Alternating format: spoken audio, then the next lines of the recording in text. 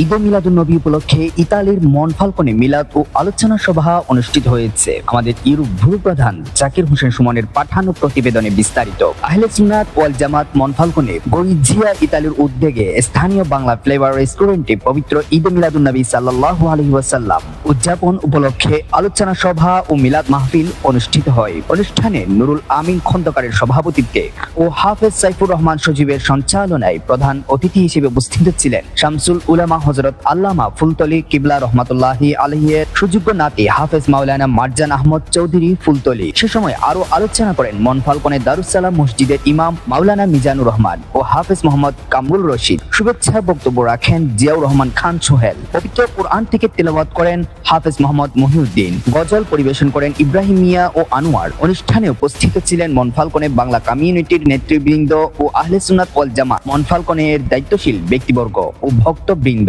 মাহফিল শেষে বিশ্ব মুসলিম উম্মাহর জন্য দোয়া করা হয় এবং তোবারক বিতরণের মাধ্যমে অনুষ্ঠানের সমাপ্তি।